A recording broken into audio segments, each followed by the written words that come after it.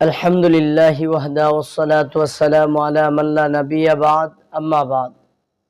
একটি ভুল ধারণা সম্পর্কে আলোচনা করব। অনেক মানুষ এইটা মনে করে থাকেন যে বানর যে আছে, বানর জাতিটা মানুষ ছিল, মানুষ থেকে বানর হয়েছে। বনি ইসরাইলের গোষ্ঠীকে আল্লাহ রাব্বুল আলামিন এক সময় বানর বানিয়েছিলেন।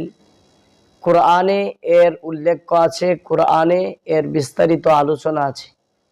আল্লাহ রাব্বুল আলামিন ওই জাতিটাকে যখন বানর বানিয়েছিলেন, কিছুদিন পর আস্তে আস্তে সমস্ত বানর মারা গেল।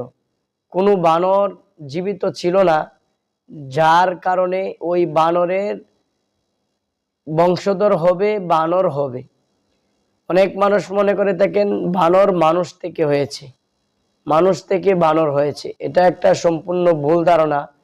আল্লাহ রাব্বুল আলামিন বনি ইসরাইলের মানুষদেরকে যে বানর বানিয়েছিলেন, ওই বানর সব বানরই ইন্তিকাল করেছেন, মৃত্যুবরণ করেছেন। কোনো বানরই জীবিত ছিল না। যেহেতু কোনো বানর জীবিত ছিল না, তার বংশধর দুনিয়াতে কোনো বানর থাকতে পারে না। এজন্য এখন যে বানর আছে ওইটা বনি ইসরাইলের বানরের বংশধর এটা নয়। আল্লাহ রাব্বুল আলামিন বনি ইসরাইলের সমস্ত বানরদেরকে মৃত্যু দিয়ে দিয়েছেন।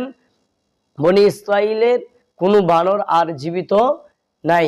মানুষে মনে করে থাকেন বানর যে এটা মানুষ থেকে বানর হয়েছে, বা বানর থেকে মানুষ হয়, অনেকে মানুষে এটাও ধারণা করেন। এটা সম্পূর্ণ একটি ভুল ধারণা।